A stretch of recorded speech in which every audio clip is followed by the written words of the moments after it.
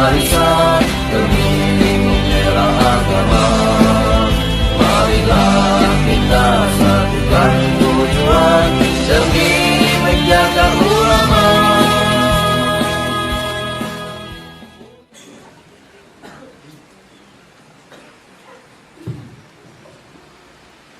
Assalamualaikum warahmatullahi wabarakatuh.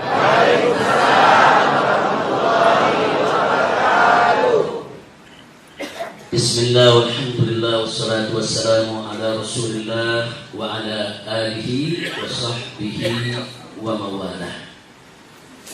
Ahiba'il kiram, ayyuhal ummah al-muhtaramun wal mubarakun, fi hadhihi al-munasabati as-sa'idah wa fi hadha al-ijtima' al-mubarak la ansa an usiyakum jami'an wa nafsi bi taqwallah wa bi ta'ati Rasulillah sallallahu alaihi wa alihi wa sahbihi wa sallam.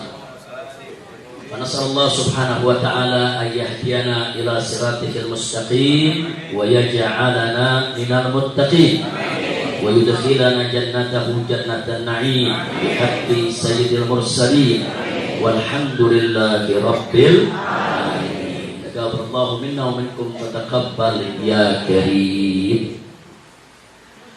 Kepada segenap para jamaah umroh dari Travel Cahaya Hati yang dipimpin oleh para ustadz muda kita, al-muhtaramun wal afadil, al-ustadz Dr. Muhammad Setiawan, kemudian Ustadz Muhammad Fajri, Muhammad Yasri, Ustadz Abdurrahman, dan yang lainnya yang tidak saya sebutkan satu persatu. Hafidhahumullahu ta'ala wa ra'ahum, famatanallahu bituli hayatihim fid dini wa dunya wal akhirah, amin ya rabbal alamin. Mudah-mudahan segenap jamaah umrah yang mengikuti perjalanan dengan Travel Hati yang datang dari berbagai daerah, khususnya dari Riau, dari Kendari, dari Palangkaraya, dari Sulawesi Selatan, dan beberapa daerah lainnya. Mudah-mudahan semua yang melaksanakan umroh bersama Cahaya Hati ini akan mendapatkan umroh yang makbulah, ziarah yang mutakabbalah, dikabulkan segala hajatnya, dimudahkan segala urusannya, dilapangkan segala kesempitannya, disembuhkan segala penyakitnya, dilunaskan utang piutangnya, dimurahkan rizkinya, diberkahi nafkahnya, diharmoniskan rumah tangganya, dan dikaruniakan anak cucu keturunan yang solehin dan solehat. Dan semoga nanti pulang ke tanah air selamat sampai tujuan, serta Allah berkahi kita punya negeri, dan semoga negeri kita diberikan pemimpin yang adil, yang soleh, yang bertakwa, taat kepada Allah dan Rasulnya, cinta kepada negeri dan rakyatnya, sehingga Indonesia menjadi baladan aminan mubarakan, amin ya rabbal.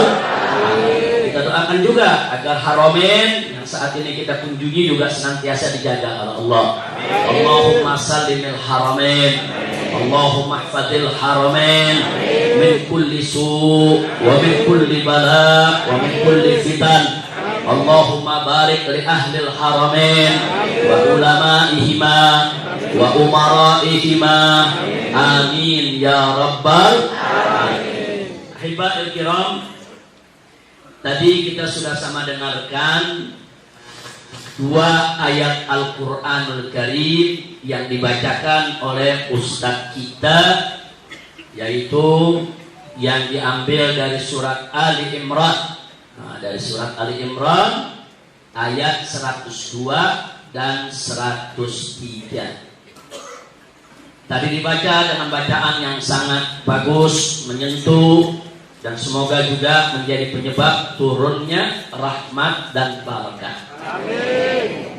Jadi surat yang dibaca tadi, Allah Subhanahu wa taala berfirman, Ya ayyuhalladzina amanu taqullaha haqqa tuqatih wa la tamutunna illa wa antum muslimun. Itu bagian ayat yang pertama yang dibaca tadi. Jadi dalam ayat ini Allah menyeru kepada hamba-hambanya yang beriman, ya ayyuhalladzina amanu, wahai orang-orang yang beriman. Ini disebut an-nidaul habib. Artinya an-nidaul habib, panggilan yang penuh kasih sayang. Jadi Allah memanggil orang-orang yang beriman dengan panggilan yang penuh kasih sayang. Wahai orang-orang yang beriman. Itu dalam panggilan itu saja sudah ada cinta dan kasih sayang dari Allah Subhanahu wa taala kepada orang yang beriman. Nah, setelah Allah serukan kepada orang-orang yang beriman, Allah perintahkan mereka, ittaqullah, bertakwalah kamu sekalian kepada Allah. Haqqa tuqatih, dengan sebenar-benarnya takwa. Apa yang dimaksud dengan takwa? Para ulama mendefinisikan secara umum yang dimaksud takwa itu adalah imtithalu awamirillahi wajtinabu nawahihi ibtigha'a mardhatillahi subhanahu wa ta'ala. Jadi yang disebut takwa itu Pak, Bu, adalah menjalankan segala perintah Allah dan meninggalkan segala larangannya semata-mata hanya mengharap ridho Allah. Jadi siapa menjalankan perintah Allah, mengharap ridho Allah, itu takwa namanya. Kita mendirikan sholat 5 waktu karena kita mengharap ridho Allah, itu takwa namanya. Kita puasa Ramadan karena mengharap ridho Allah, itu takwa namanya. Kita melaksanakan ibadah umroh, kita melaksanakan ibadah haji karena kita mengharap ridho Allah, itu juga namanya takwa. Nah, begitu juga kita tinggalkan segala macam maksiat. Kita tidak berzina karena takut kepada Allah dan senantiasa mengharap ridho Allah, itu juga namanya takwa. Kita tidak berjudi, kita tidak minum arak, kita tidak bermabuk-mabukan, kita tidak melakukan kemungkaran dan kemaksiatan, semata-mata karena takut kepada Allah dan hanya mengharap Allah meridhoi kita, itu yang disebut takwa. Jadi takwa ini merupakan amrun ilahiyun. Ini merupakan perintah ilahi. Nah, setelah Allah perintahkan kita untuk bertakwa, selanjutnya Allah berikan amanah. Apa amanatnya? Wala tamutunna, jangan sekali-kali kamu mati. Wala tamutunna, nunnya nun taukid, artinya betul-betul Allah amanatkan. Jangan sekali-kali kamu mati, meninggal dunia, illa, melainkan wa antum muslimun, engkau sekalian tetap sebagai orang Islam. Jadi ini amanat Allah, artinya kita diamanatkan bagaimana caranya kita hidup sebagai seorang muslim dan tidaklah kita mati kecuali tetap sebagai seorang muslim. Bagaimana hidup sebagai seorang muslim dan mati tetap sebagai seorang muslim. Ini amanatul ilahiyah. Ini amanat Allah yang luar biasa. Kenapa Allah berikan amanat tersebut? Karena godaan keimanan setiap saat itu selalu ada di sekitar kita. Godaan keimanan yang akan merongrong iman kita, yang akan menggerogoti iman kita, yang akan merusak akidah kita. Setiap saat, kapan saja, di mana saja, rongrongan godaan semacam itu selalu ada. Jadi kalau kita tidak waspada untuk menjaga iman, menjaga akidah, hati-hati, kita bisa mati dengan kehilangan iman. Na'udzubillah min. Nah, karena godaan ini memang berat, sepanjang zaman memang ada, di mana tempat juga selalu ada. Allah amanatkan kita, wala tamutunna illa wa antum muslimun. Makanya jagalah iman kita, jagalah akidah kita, jagalah keyakinan kita, jagalah agama kita. Agama di atas segalanya. Hukum Allah dan Rasulnya harus kita junjung tinggi. Sekali lagi, hukum Allah dan Rasulnya harus kita junjung tinggi. Tancapkan di sanubari bapak-bapak dan ibu-ibu yang hadir di sini. Tancapkan dalam sanubari kita yang paling dalam bahwa hukum yang paling adil, hukum yang paling benar, hukum yang paling sesuai untuk umat manusia sepanjang zaman hukum yang wajib untuk kami taati adalah hukum Allah dan Rasul-Nya. Dan jangan pernah sekali-sekali mengalahkan hukum Allah dengan hukum manusia. Jangan pernah sekali-kali menomorduakan hukum Allah daripada hukum yang dibuat oleh manusia. Enggak, hukum Allah nomor satu, paling pertama, paling utama. Junjung tinggi-tinggi di atas kepala. Karena tunduk kepada hukum Allah itulah yang kelak akan membawa kita masuk ke dalam surganya Allah dengan memperoleh rahmatnya. Amin ya rabbal alamin. Nah, karena itu Bapak Ibu, saya ingatkan sekali lagi, apalagi di negeri kita, negeri tercinta Indonesia, ini godaan-godaan ini datang dari segala arah. At-tahdiyat min kulli jawanib, tantangan keimanan ini di Indonesia datang dari berbagai arah. Di sana ada gerakan sepilis. Sepilis itu C-nya saudara sekularisme. Nah, kemudian P-nya pluralisme, L-nya liberalisme. Gerakan-gerakan sepilis yang luar biasa, saudara, menyebar kemana-mana dan didanai oleh pemerintah kita, bukan tidak didanai. Mereka mendapatkan dana yang besar, mereka dengan leluasa menyebarluaskan pemikiran-pemikiran liberal yang bertentangan dengan ajaran Nabi Muhammad SAW. Belum lagi gerakan-gerakan aliran-aliran sesat yang ngaku nabi, yang ngaku punya kitab suci sendiri, saudara, aliran yang mencaci maki keluarga Nabi, yang menghina sahabat Nabi, aliran-aliran yang menistakan para habaib dan para ulama. Ini di mana-mana makin hari makin merajalela. Ini semua merupakan tantangan keimanan bagi kita semua. Belum lagi yang ketiga, menyebar juga di tengah-tengah kita upaya pemurtadan umat Islam, kristenisasi di mana-mana. Orang-orang miskin menjadi mangsa, saudara. Sedang terjepit ekonominya, sedang susah hidupnya. Datanglah orang-orang yang pura-pura membantu, tapi ujung-ujungnya umat Islam diajak murtad keluar dari Islam. Na'udzubillah min dzalik. Jadi tantangan di kita punya negeri luar biasa. Masih ada lagi tantangan yang gak kalah dahsyatnya. Tantangan gerakan komunis, gerakan ateis, gerakan anti Tuhan. Jadi kalau sekarang ada mengatakan komunis sudah nggak ada di Indonesia, PKI itu udah dibubarkan, udah selesai. Ini orang-orang yang berbicara begini merupakan agen-agen komunis yang ingin meninabobokan umat Islam agar mereka tidak waspada daripada bahaya komunis yang ada, saudara. Maka itu jangan sampai kita dininabobokkan, jangan sampai kita dilalaikan, jangan sampai kita akhirnya lupa bahwa gerakan-gerakan yang saya sebutkan tadi semuanya ini gerakan yang ingin menghancurkan Islam. Jadi ada gerakan pemurtadan, ada gerakan aliran sesat, ada gerakan liberal, begitu juga ada gerakan komunis yang merajalela di kita punya negeri, dan ini semua ingin menghancurkan kita. Tapi nggak usah khawatir ya ikhwan, kalau kita ikhlas, kita terus berjuang, kita terus kompak, kita terus bertakwa, nggak usah khawatir. Allah akan selalu ada bersama kita.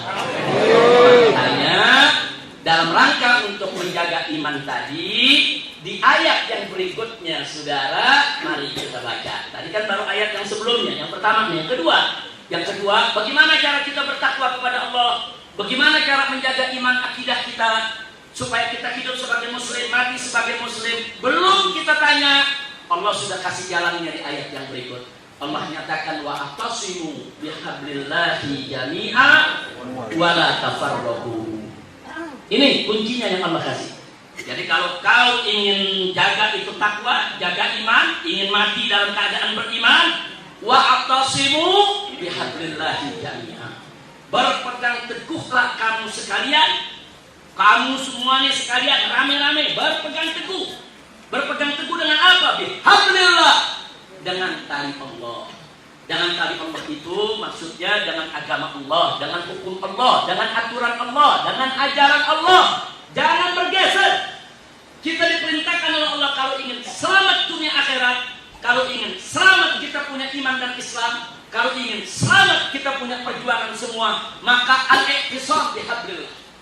Pegang teguh dengan agama Allah, pegang itu agama Allah yang kuat. pegang itu akidah, pegang itu tauhid, pegang itu syariat, pegang itu akhlak.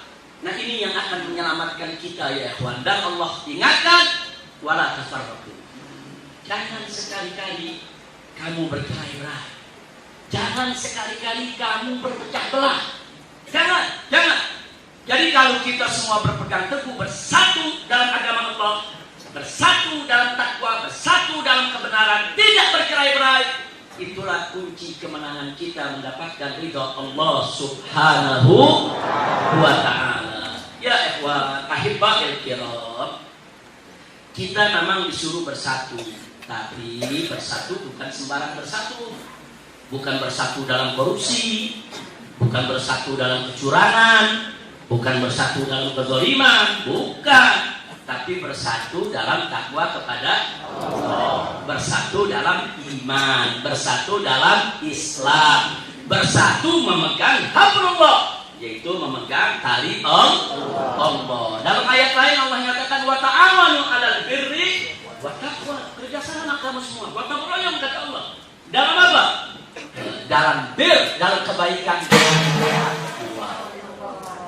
Itu disuruh kerjasama dalam kebajikan dan dalam takwa. Wala ta'amalu, jangan sekali-kali kamu bekerja sama gotong royong alal itsmi wal udwan, di dalam dosa. Jadi dalam dosa, dalam perbuatan munkar, maksiat, nggak boleh kita bekerja sama ya ikhwan. Nah karena itu jelas sekali kenapa Allah perintahkan kita bersatu di dalam menjaga iman. Sebab kalau kita bersatu kita jadi kuat. Kalau kita bersatu kita bisa saling mengingatkan. Kalau kita bersatu ya ikhwan, musuh juga nggak gampang untuk menjatuhkan kita. Nah, kita belajar aja lah dari apa yang terjadi kemarin di Indonesia pada tahun 2016 ya ikhwan. Mari kita lihat. Nah, waktu itu umat Islam di Indonesia bukan melawan sembarang orang, bukan. Pilkada Jakarta itu, Bapak Ibu, bukan sekedar pilkada, tapi itu merupakan pertarungan ideologi. Pertarungan ideologi apa, Habib? Pertarungan ideologi antara kelompok yang berprinsip bahwa ayat konstitusi di atas ayat suci, melawan kelompok yang meyakini ayat suci di atas ayat konstitusi. Ini namanya pertarungan ideologi. Nah, kelompok yang meyakini bahwa ayat konstitusi di atas ayat suci, mereka punya pendapat nggak apa-apa orang kafir menjadi pemimpin umat Islam. Kenapa? Karena konstitusi mengizinkan. Lalu kalau kita jawab, tapi kan Al-Quran melarang. Jawab mereka, kan ayat konstitusi di atas ayat suci. Ini ideologi mereka. Nah, sementara kelompok yang satu lagi sebaliknya. Yang satu punya prinsip, nggak bisa ayat suci di atas ayat konstitusi. Jadi kalau Al-Quran mengatakan orang kafir nggak boleh menjadi pemimpin umat Islam, ya nggak boleh. Sami'na wa ata'na, amanna billah wa bima ja'a 'anillah ala muradillah. Kami beriman kepada Allah dan beriman apa yang datang dari Allah sesuai dengan maksud dan kehendak Allah. Nah, kelompok ini saudara ditegur, tapi kan konstitusi membolehkan. Masa Anda lawan konstitusi? Jawab mereka, ya beresin konstitusinya. Kan konstitusi kan bisa diubah, bisa diamandemen, bisa diperbaiki, bisa direvisi, bisa diganti. Diganti dong. Jangan ayat Al-Qur'annya yang dibuang, tapi konstitusinya yang harus diubah ya ikhwan. Jadi dua kelompok ini nggak ketemu. Ini namanya pertarungan ideologi ya ikhwan. Nah, sehingga kelompok yang mengatakan ayat konstitusi di atas ayat suci rame-rame mendukung si kafir menjadi calon gubernur di DKI Jakarta. Rame-rame mereka korbankan apa yang mereka punya. Mereka bahu-membahu bagaimana si kafir ini supaya menang, saudara. Nah, umat Islam yang punya pegangan tadi ayat suci di atas ayat konstitusi juga balik, saudara, melakukan perlawanan. Nggak bisa. Ini namanya pertarungan ideologi. Jadi pilkada Jakarta bukan sekedar pilkada. Pilkada Jakarta bukan sekedar urusan politik, bukan saudara. Tapi pilkada Jakarta adalah pertarungan ideologi dan itu merupakan pertaruhan ideologi kita semua, ya ikhwan. Makanya jangan kaget mereka-mereka yang mengatakan bahwa ayat konstitusi di atas ayat suci, saudara. Apa mereka lakukan pada akhirnya, saudara? Yang mereka lakukan adalah memfitnah umat Islam yang ingin berpegang teguh kepada ayat suci sebagai apa? Ini anti konstitusi, ini anti Pancasila, ini anti UUD 1945, ini anti NKRI, ini kelompok radikalis, ini kelompok ekstremis, dan seterusnya. Dan sampai detik ini pertarungan ini belum selesai, ya kawan. Sekali lagi, sampai hari ini pertarungan belum selesai. Jadi ini bukan sekedar urusan politik. Kalau sekedar urusan politik, saya dan kawan-kawan di Front Pembela Islam nggak mau ikut campur, saudara. Kami lebih tenang di dunia dakwah, ngajar, pesantren, ibadah. Nah, kami nggak ada urusan dengan politik, saudara. Tapi persoalannya ada orang ingin menggunakan politik untuk memperangus Islam. Persoalannya ada orang ingin menggunakan politik untuk memfitnah Islam. Persoalannya ada kekuatan, saudara, kekuasaan yang ingin menggunakan politik untuk menghabisi Islam. Maka itu wajib setiap muslim untuk bangkit lawan, bela agamanya, saudara. Takbir. Sallu ala nabi. Allahu akbar, Allahu akbar, Allahu akbar, walillahil hamd. Allahumma shalli ala sayyidina Muhammad wa ala ali sayyidina Muhammad. Nah, jadi di sini saya klarifikasi. Jadi perjuangan kita selama ini bukan urusan politik, bukan, tapi urusan pertarungan ideologi. Jadi tolong bedakan, Pak, Bu, ya. Kalau urusan politik itu cuma sekedar berebut kursi, berebut jabatan, itu urusan politik. Kami nggak ada kaitan tuh dengan berebut begitu, saudara. Tapi ini persoalannya ada orang pakai politik menghancurin Islam. Terpaksa kami juga pakai politik untuk bela Islam. Nah, mereka gunakan politik untuk memperangus Islam. Kami juga pakai politik untuk menjaga Islam. Ini yang jadi persoalan. Nah, maka itu tolong saya titipkan kepada seluruh umat Islam yang ada di Indonesia, jangan pernah surut semangat untuk membela agama. Nah, baik ya, kawan. Untuk sekedar memberikan semangat kita semua, kita masih punya waktu. Ini untuk sekedar kembali membangkitkan semangat, jangan sampai kita down, ya kawan. Dari pilkada di Jakarta kemarin, itu si kafir yang jadi calon, saudara, salah satu calon gubernur. Ini bukan sembarang calon, ya kawan. Satu, dia incumbent, petahana. Nah, dia menggunakan segala perangkat pemerintahan DKI Jakarta untuk memenangkan diri. Yang kedua, dia didukung oleh presiden. Full presiden mendukung dia. Presiden menginstruksikan kepada seluruh jajarannya, si kafir ini harus dimenangkan. Dan yang ketiga, dia dibela oleh Panglima TNI saat itu, saudara. Panglima TNI saat itu membela yang bersangkutan. Saya tahu betul kok. Karena saya saat itu bersama kawan-kawan yang memimpin perjuangan melawan si kafir ini. Jadi kami tahu siapa kawan, siapa lawan. Kami bisa kenali siapa yang sejalan dengan kita dan siapa yang ingin menghadang perjuangan kita, ya kawan. Dan yang keempat, dia dibela oleh Kapolri yang bisa-bisa. Saking dibelanya oleh Kapolri, saudara, laporan-laporan yang menyangkut dirinya, khususnya tentang penistaan agama, Kapolri nggak mau proses. Kan nggak ada demo yang berjilid-jilid, nggak bakal diproses si kafir tadi, ya kawan. Saya tahu betul, hampir seminggu, hampir 2, hampir 3 kali saya dipanggil oleh Kapolri. Diajak diskusi, diajak dialog, dibujuk supaya tidak memperkarakan si kafir tadi, ya kawan. Kita tolak, nggak bisa. Hukum harus ditegakkan. Dia sudah menodai agama. Kita selesaikan di pengadilan. Sampai saya dibujuk, udah Habib ketemu dulu, dialog dulu, diskusi dulu. Ini orangnya baik, Habib. Nanti kalau Habib ketemu, Habib lihat sendiri orang baik. Oh enggak, nanti kita ketemu di pengadilan saja. Ini urusan penegakan hukum, ya kawan. Dibela bisa-bisa oleh kepolisian. Jadi Anda bayangkan, sudah incumbent, dibela presiden, dibela Panglima TNI, dibela Kapolri, dan didukung oleh partai-partai besar. Partai-partai besar dukung dia. Rame-rame partai besar dukung dia, ya. Anggota dewan 70% mendukung dia, saudara. Nggak sampai di situ, saudara. 9 naga yang insya Allah nanti jadi 9 cacing. Amin. Doa orang umroh gobul ini. Amin. Amin. Biar 9 naga jadi 9.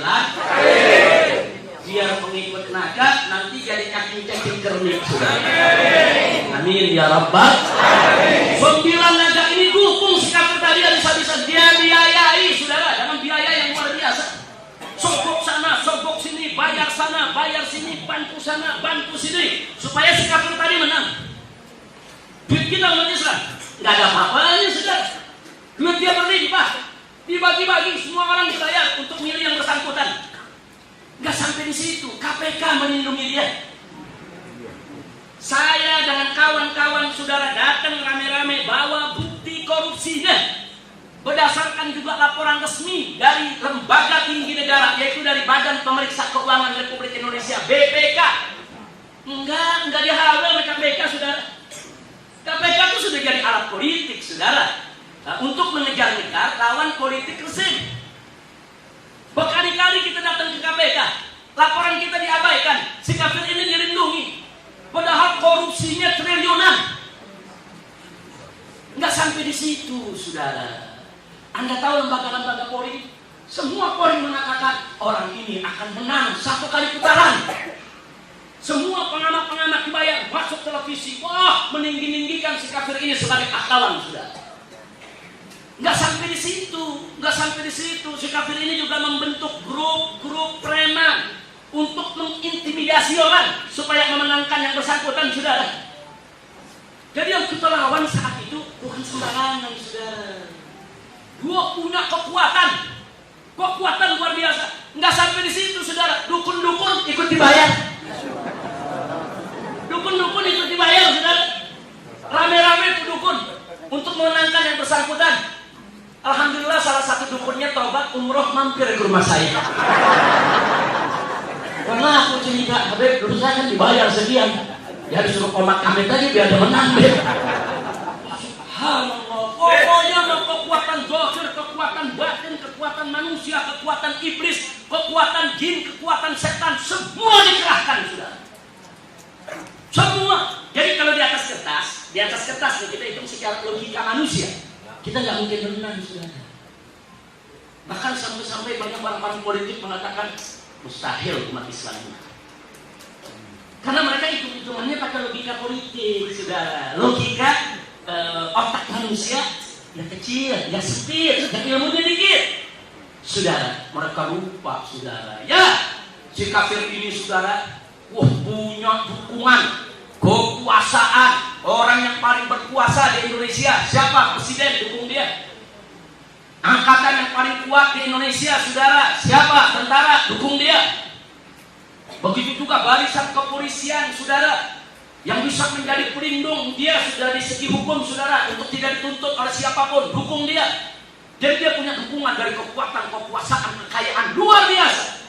Tapi mereka lupa, atau mereka tidak tahu, saudara, mereka boleh punya manusia yang berkuasa, manusia yang paling kuat, manusia yang paling kaya, tapi umat Islam didukung oleh Zat yang maha kaya, maha kuasa, maha kuat. Dialah Allah. Siapa maha kaya? Siapa yang maha kuasa? Siapa yang maha besar? Siapa yang maha perkasa? Takbir! Sallu ala Nabi. Akhirnya apa hasil daripada pilkada Jakarta, saudara? Mereka kalah total, kalah mutlak. Kok bisa? Karena mereka dikalahkan oleh Yang Maha Kuasa. Dialah Allah Subhanahu wa Ta'ala. Nah, sekarang pertanyaannya, kok bisa Allah memenangkan kita? Emang siapa kita dimenangkan Allah? Ya, tentu kan nggak mungkin dong Allah menangkan kita kalau nggak ada sabab. Musabab. Kenapa sih Allah menangkan kita? Apa begitu aja Allah menangkan kita? Enggak ya ikhwan. Allah menangkan kita satu karena umat Islam ketika itu, saudara, berjuangnya enggak sendiri-sendiri, tapi kompak, rame. Bahkan bukan hanya warga Jakarta, warga daerah ikut memberi dukungan, saudara. warga daerah ikut memberi dukungan. Subhanallah. Jadi umat bersatu. Sampai ada aksi 411, aksi 212. Itu kan yang turun bukan orang Jakarta aja, sudah. Orang Riau banyak yang turun, orang Makassar banyak yang turun. Dari mana-mana saudara pada turun, saudara. Luar biasa. Jadi kita bersatu, bukan warga Jakarta saja, saudara. Dari Sabang sampai Merauke, umat Islam rame-rame tumplak ke Jakarta untuk bela Allah, untuk bela Quran, untuk bela Nabi. Ini salah satu sebab kita mengetuk pintu rahmat Allah dan Allah memenangkan kita. Satu, karena kita bersatu. Yang kedua, karena kita ikhlas. Buktinya kan datang pada nggak ada yang dibayarin, saudara. Mereka datang nggak ada yang dibayar. Yang dari Banten, Jawa Tengah, Jawa Timur, ongkos sendiri-sendiri. Yang dari Lampung, dari Riau, dari mana-mana, ongkos sendiri-sendiri. Bahkan saking ikhlasnya, saudara, santri-santri dari Ciamis yang jaraknya 200 km lebih dari Jakarta sudah sewa mobil, ada duit, bukan gak ada duit, saudara. Tapi, saudara, perusahaan transportasi bisnya diancam oleh polisi. Mau dicabut izinnya, saudara, nggak boleh mengangkut santri ke Jakarta. Akhirnya dibatalkan. Tapi karena mereka ikhlas, mereka jalan kaki. Subhanallah. Itu namanya ikhlas. Kalau nggak ikhlas, nggak bakal mereka mau jalan kaki, saudara. 200 km lebih. Mau ngapain di Jakarta kalau bukan ikhlas, saudara? Kalau bukan cari ridha Allah. Ini yang saya katakan tadi. Ini rahasianya. Kenapa Allah berikan kita kemenangan? Satu, kita bersatu, kita kompak. Kita sama-sama iktisam. Kita sama-sama memegang teguh hablullah, agama Allah, ajaran Allah, hukum Allah. Kita bersatu bukan dalam kejahatan, kita bersatu dalam kebaikan, bersatu dalam iman, bersatu untuk membela Allah dan Rasulnya, bersatu untuk membela Al-Quran, bersatu untuk membela agama. Allah berkahi saudara. Dan ikhlas. Dengan ikhlas itulah akhirnya umat Islam rame-rame berkorban. Bayangkan Pak Bu, yang turun sampai 7 juta lebih, tapi nggak ada kekurangan makan, nggak ada kekurangan minum, nggak ada. Bahkan kami panitia nggak nyiapin apa-apa, nggak nyiapin makanan, nggak nyiapin minuman. Nah begitu mau sholat juga kami bingung, ini wudhunya bagaimana? Orang kita nggak sediain tempat wudhu. Kita pikir ya urusannya rame-rame pada tayamum ini semua. 5 menit mau adzan, Allah kasih hujan. Subhanallah, Allah kasih hujan. Itu hujan, jangankan buat wudu, buat mandi junub cukup sudah. Subhanallah walhamdulillah wa la ilaha illallah wallahu akbar. Indah tidak pertolongan Allah? Indah tidak kuasa Allah? Allah yang bantu, Allah yang tolong, saudara. Nah, jadi kuncinya apa? Ikhlas, bersatu, kompak, berkorban. Kita bakal dimenangkan oleh Allah Subhanahu wa taala. Jadi nggak usah khawatir, karena itu kondisi terakhir sekarang, saudara. Jangan kita putus asa. Ada yang nanya, jamaah umroh pada datang ke rumah saya, yang ditanya satu, Habib, gimana nih Prabowo kalah? Yang ditanya gimana Prabowo kalah? Saudara, jangan putus asa. Prabowo itu kita usung bukan karena dia yang paling hebat, paling suci, paling mulia, paling bagus. Bukan. Kita usung karena realita politik darurat. Nah, nggak ada pilihan lain. Kita usung. Dan tujuan pengusungan Prabowo apa, saudara? Satu, tolong catat baik-baik. Ijtima ulama itu berkumpul. Satu, mereka melihat bahwa kezaliman itu sudah merajalela di Indonesia dan sudah dipertontonkan secara telanjang, secara struktural, terstruktur, sistematis, dan masif. Ini ketidakadilannya, saudara. Sehingga ulama melihat amar ma'ruf nahi munkar itu wajib, kecurangan dan kezaliman itu harus dilawan. Tapi ngelawannya harus konstitusional. Gak boleh angkat senjata, bunuh-bunuhan, gak boleh. Nah, jadi kalau begitu, bagaimana kita menegakkan keadilan di Indonesia? Jalannya kita harus tumbangkan rezim yang zalim. Tapi menumbangkan rezim zalim harus konstitusional. Bagaimana cara konstitusional, saudara? Caranya harus ikut pemilihan presiden. Nah, kalau kita menumbangkan rezim zalim, kita mau ikut pilpres, kita mesti punya calon dong. Nggak bisa maju nggak ada calon, saudara. Nah, calonnya bagaimana? Kita pengennya calonnya ulama, tapi kan kita nggak punya partai. Kalau kita punya partai memenuhi syarat, bukan Prabowo yang kita naikin, Ustadz Abdul Somad yang kita calonin. Lah kan kiai masih banyak, ulama masih banyak, sudah. Bukan saya rendahkan Prabowo, bukan. Saya hanya ingin menunjukkan kepada publik bahwa pengusungan Prabowo jangan langsung dianggap, wah ini ulama-ulama salah pilih, salah jalan, salah hitung. Bukan, itu realita politik. Kan kalau kita mengusung presiden mesti punya partai. Kan partainya syaratnya mesti 20% kursinya. Kan kita nggak punya. Mau nggak mau kan kita satuin tuh PKS, PAN, Gerindra supaya bisa punya calon. Nah, yang presentasinya paling banyak siapa? Gerindra. Gerindra maunya apa? Prabowo. Ya apa boleh buat. Kita dorong Prabowo, tapi dengan fakta integritas, perjanjian, tanda tangan dengan ulama, saudara. Kalau mau didukung, baik, tanda tangan ini dulu pada fakta integritas 17 poin. Nah, supaya apa? Supaya dia tidak khianat kalau menang. Kita pegang perjanjiannya, saudara. Nah, ini yang dilakukan ulama. Jadi artinya apa? Artinya tujuan kita itu bukan memenangkan Prabowo. Tujuan kita adalah menegakkan keadilan. Jalannya harus tumbangkan rezim yang zalim.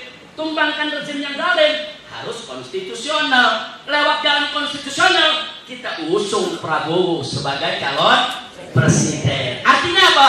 Mengusung Prabowo hanya merupakan salah satu jalan, bukan satu-satunya jalan. Catat baik-baik.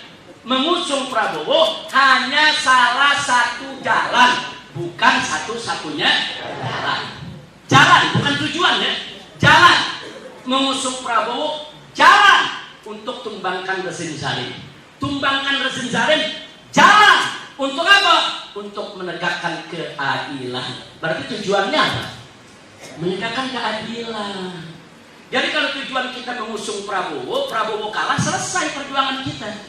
Tapi kalau tujuan kita menegakkan keadilan, mengusung Prabowo, Prabowo kalah, belum selesai perjuangan kita, saudara. Karena tujuan kita adalah penegakan keadilan. Kira-kira jelas tidak? Paham tidak? Karena itu jangan kita terus down dengan kekalahan Prabowo atau dikalahkan dengan kecurangan yang terstruktur, sistematis, masif, bahkan brutal. Jangan, ini bagian perjuangan, saudara. Perjuangan itu kadang-kadang kita berdiri, kadang-kadang kita jatuh. 1000 kali kita jatuh dalam perjuangan, 1000 kali kita gagal, saudara. Maka 1001 kali kita harus bangkit kembali, lanjutkan perjuangan, rebut itu kemenangan. Takbir. Sallu ala Nabi. Kira-kira jelas tidak? Jadi sekarang kan Prabowo sudah dikalahkan dengan kecurangan, saudara. Ya sudah selesai. Ini episode. Masih ada episode lain yang harus kita lakukan.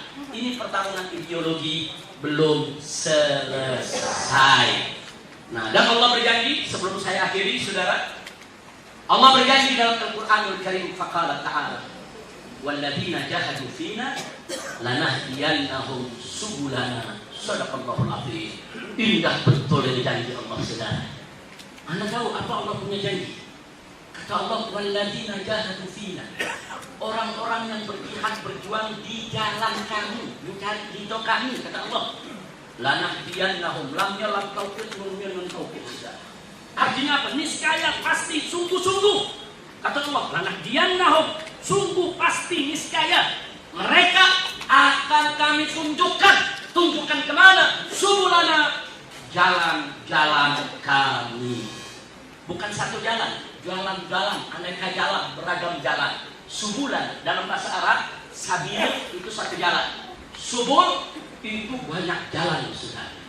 Artinya Allah kasih tahu kepada orang-orang yang beriman bahwa orang-orang yang berjuang di jalan Allah, mencari ridha Allah, niscaya akan kami tunjukkan kepada mereka jalan-jalan kami. Jalan, banyak jalan menuju kemenangan, saudara. Maka itu kalau satu jalan tertutup, nggak usah sedih, nggak usah down. pasti ada jalan lain Allah sediakan.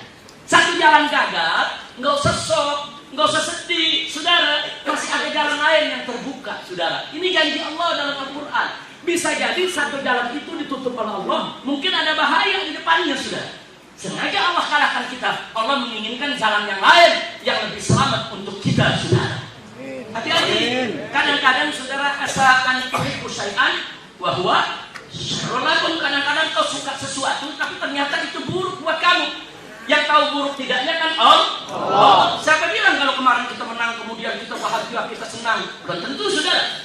Allah Maha tahu. Mungkin ada sesuatu yang kita nggak tahu, saudara. Oh, ini kalau dimenangkan akan terjadi begini. Allah kalahkan dulu, saudara. Allah jaga kita, Allah selamatkan kita. Dan yakinlah Allah akan buka jalan lain untuk diberikan kita kemenangan yang selamat dan berkah. Amin. Ya Rabbal Alamin. Jadi jangan berkecil hati. Kira-kira jelas tidak? Paham tidak? Yang penting sesuai keputusan Ijtima Ulama 4 di Jakarta menyatakan ada 8 keputusan. Saya cukup sampaikan 2 saja di sini. Yang pertama, Ijtima Ulama menolak kekuasaan siapapun yang berdiri atas dasar kecurangan dan kezaliman. Haram kita mengakui kecurangan dan kezaliman. Haram, nggak boleh, saudara. Allah menyatakan dalam Al-Quran, wailul lil mutaffifin, celaka bagi orang-orang yang curang. Itu ayat Al-Quran, saudara. Curang berdagang, curang berbisnis, curang berekonomi, curang berniaga, curang berbangsa, curang bernegara. Nggak boleh. Allah nyatakan wailul lil mutaffifin, celaka orang-orang yang curang. Kalau Allah sudah menyatakan celaka, pasti celaka. Mustahil Allah sudah katakan celaka, tahu-tahu berkah, senang, bahagia. Mustahil, saudara. Kalau Allah katakan celaka bagi orang-orang yang curang, maka mereka yang curang pasti celaka, pasti tidak berkah, tidak akan bahagia, tidak akan senang, tidak akan pernah, saudara. Kalau Allah sudah katakan celaka, pasti celaka. Mesti yakin kita dengan firman Allah, mesti yakin. Nah, jangan kita masuk dalam kelompok yang Allah nyatakan celaka. Kalau kita ridho dengan kecurangan, kita dukung dalam kecurangan, kita masuk dalam kelompok yang dimurkai Allah. Na'udzubillah min. Makanya jelas putusan Ijtima Ulama menolak kekuasaan siapapun yang berdiri atas dasar curang dan zalim. Yang kedua, nomor 2, menolak segala putusan hukum yang melanggar prinsip keadilan. Enggak peduli, saudara. Ada yang bilang, Habib, tapi walaupun curang udah disahkan oleh Mahkamah Konstitusi, bahkan besok mau dilantik. Ini kan semua kan konstitusional. Jawabannya, saudara, kalau kecurangan disahkan, kecurangan dibenarkan, kecurangan dilegalkan, itu namanya justifikasi kecurangan. Justifikasi kecurangan itu merupakan legalisasi kejahatan. Artinya kecurangan itu kan kejahatan. Kalau kecurangan disahkan berarti kejahatan sah. Kalau kecurangan dilegalkan berarti kejahatan legal. Itu menjadi presiden buruk bagi penegakan hukum maupun tatanan politik di Indonesia di masa depan, saudara. Maka itu harus ada generasi yang memberikan pendidikan politik tingkat tinggi kepada seluruh rakyat Indonesia. Politik yang berakhlak, politik yang bermoral, politik yang berbudi pekerti, politik yang berdiri atas dasar ajaran agama yang murni, politik yang betul-betul mencari ridho Allah dan Rasul-Nya. Jadi silakan, mereka mau legalisasi, mereka mau lantik, itu urusan mereka. Tapi urusan Ijtima Ulama, kami tolak putusan hukum apapun, saudara. Yang apa? Yang melanggar prinsip keadilan. Putusan hukum yang menjustifikasi kecurangan itu satu kejahatan. Itu melanggar prinsip keadilan. Enggak boleh untuk kita sahkan, enggak boleh untuk kita terima, saudara.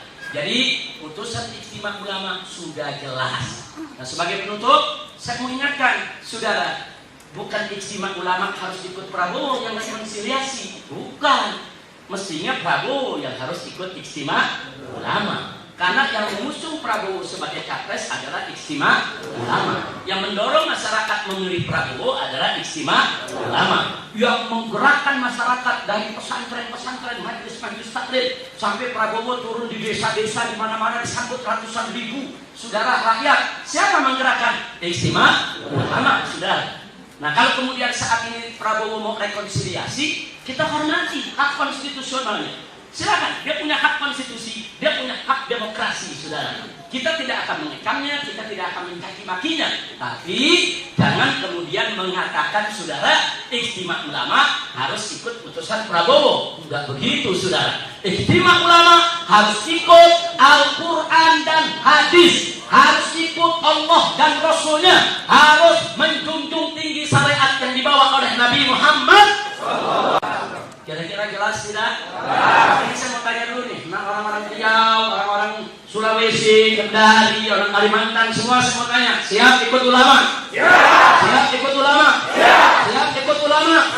Takbir! Sallu ala Nabi. Gak usah khawatir, saudara. Ulama-ulama istiqamah tidak akan mengkhianati umat.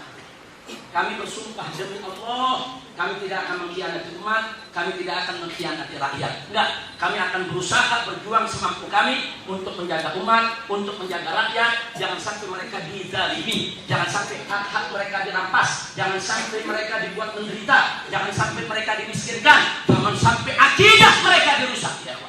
Itu kewajiban para habaib dan kewajiban para ulama untuk tetap berjuang dengan istiqamah. Jadi nggak usah khawatir, kalau sudah saya sampaikan begitu jadi menjadi jelas. Ini sekaligus menjadi klarifikasi. Nanti rekamannya akan saya berikan kepada panitia di sini punya rekaman. Silakan ini disebarluaskan. Saudara, ini bukan sesuatu yang perlu dirahasiakan. Biar semua orang Islam di Indonesia tahu apa yang sedang diperjuangkan oleh Ijtima Ulama. Jadi nggak usah khawatir, kami tetap bertekad untuk membela, menjaga Al-Quran, membela agama Nabi, membela syariat, dan kami akan terus berjuang bagaimana untuk menuju NKRI bersyariah. NKRI bersyariah. NKRI bersyariah.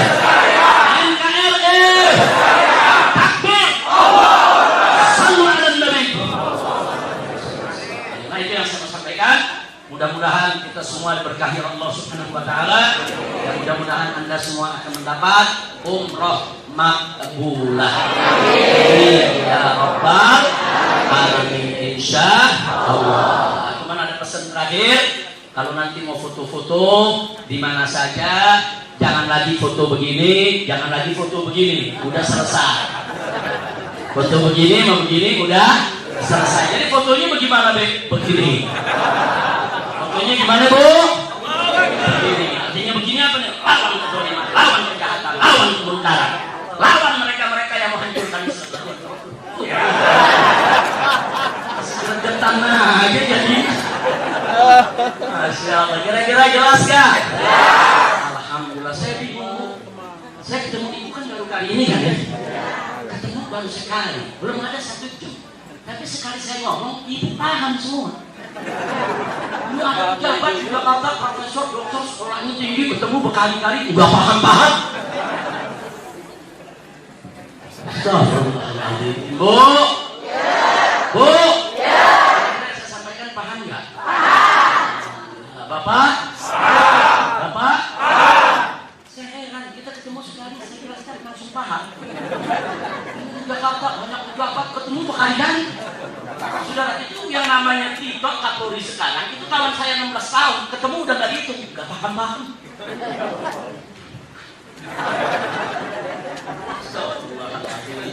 Tapi saya mau tanya sekali lagi semua, paham gak? Paham gak? Betul? Karena sudah paham, saya cukupkan ceramah. Udah paham semua. Udah paham ya? Udah saya tutup. Udah paham belum? Goblok. Duduk paling depan gak paham-paham. Maaf, alasannya bilang, Beb, jangan bilang goblok dong. Bukan goblok, lagi kangen, Beb. Maaf, jangan melotot, nanti marah bilang goblok. Alhamdulillah, bukan goblok, Bu, tapi kangen, rindu. Kita masih mau bertemu. Makanya terima kasih kepada Ustadz Okri dan kawan-kawan yang dari jauh-jauh hari sudah menghubungi saya. Nah, beliau bilang, Beb, nanti banyak jamaah, saya mau bawa, Habib ada waktu gak? Ketemu. Saya bilang, kalau dari jauh-jauh hari janjiannya insya Allah bisa, asal jangan mendadak. Karena setiap hari saya di rumah terima tamu jamaah umroh banyak. Setiap hari tamu saya bisa 50 orang, 100 orang, kadang-kadang 200 orang, umroh dari mana-mana.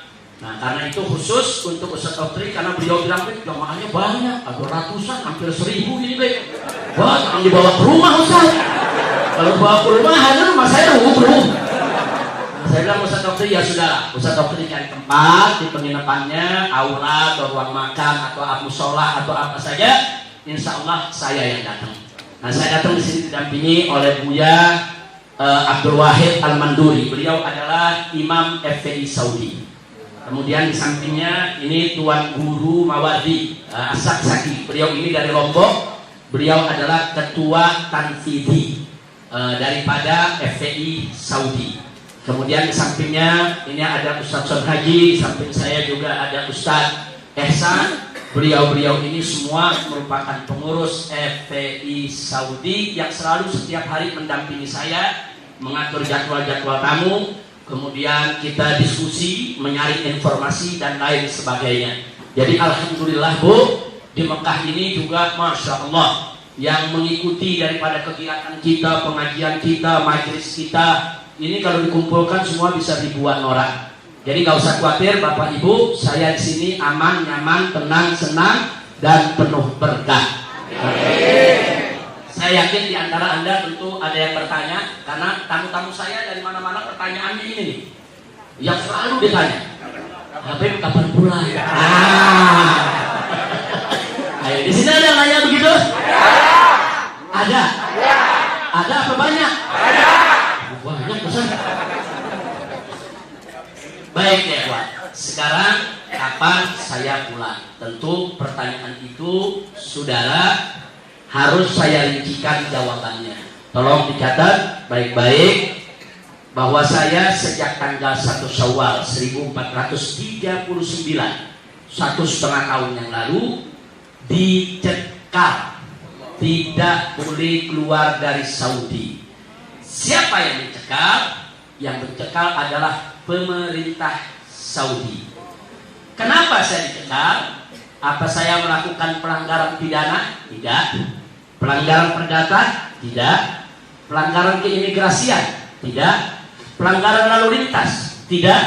Atau ada utang piutang dengan orang di sini yang saya nggak bayar? Tidak. Saya tidak melakukan pelanggaran apapun. Makanya saya protes. Waktu itu saya protes kepada pemerintah Saudi secara prosedur, tentunya protesnya. Kenapa saya dicekal? Nah, karena kalau mencekal harus ada alasannya dong. Apa alasannya? Nah, ternyata saya baca alasannya adalah asbabun amniyah. Apa itu asbabun amniyah? Alasan untuk keamanan. Nah, tapi saya tolak. Saya bilang saya selama ini merasa aman. Saya jalan-jalan ke Turki, saya ke Yaman, saya ke Maroko, saya ke Malaysia, saya keliling dunia, aman. Nggak ada yang mengganggu keamanan saya. Jadi saya mau tahu ini keamanan siapa? Saya mau tahu nih maksudnya keamanan siapa? Nah, setelah kita desak, kita cari-cari informasi, ternyata pemerintah Indonesia yang meminta kepada pemerintah Saudi untuk mencekal saya agar tidak keluar dari Saudi. Ini keterangan yang kita dapatkan dari sini, ya kawan. Nah, karena itu kalau pemerintah di Indonesia mengatakan Habib Rizik pengecut, takut pulang, bukan saya yang takut, mereka yang takut saya pulang. Ya, mungkin kemarin mereka sudah mengatur kecurangan-kecurangan yang terstruktur, sistematis dan masif. Takut rencana ini digagalkan, takut rencana ini dilawan habis-habisan. Ya mereka juga saya pulang. Jadi jangan dibalik, bukan saya yang takut pulang, tapi rezim penguasa saat ini yang takut saya pulang, saudara. Nah, itu yang perlu saya sampaikan. Jadi sampai hari ini saya belum bisa pulang karena dicekal. Dan sebulan setelah saya dicekal, waktu itu visa saya habis. Jadi artinya saat ini status saya dicekal dan saya tidak punya visa. Nah, biasanya pemerintah Saudi punya aturan, orang yang nggak punya visa 1 hari saja telah visanya ditangkap, berdenda, deportasi. Tapi alhamdulillah 1,5 tahun saya dicekal dan tidak punya visa. Saya tidak pernah diganggu oleh pemerintah Saudi. Tidak pernah diganggu. Pemerintah Saudi di sini memperlakukan saya dengan baik. Semoga Allah memberikan ganjaran yang berlipat ganda. Tidak pernah diganggu. Hanya pemerintah Saudi mencekal saya saja, tidak boleh keluar dari Saudi. Dan saya masih terus berusaha. 1,5 tahun ini saya berusaha. Terus saya minta supaya ketal itu dicabut agar saya bisa segera pulang. Tapi permintaan ini belum dikabulkan. Apalagi setelah terjadi pemasangan bendera ISIS di rumah saya oleh operasi intelijen busuk dari Indonesia, pemerintah sini makin yakin bahwa saya tidak aman. Kalau dilepas kemana-mana mungkin akan diburu oleh musuhnya, akan dikerjai oleh musuhnya. Justru pekerjaan semacam itu akhirnya makin memperkuat alasan pemerintah Saudi untuk tidak mengizinkan saya keluar dari Saudi.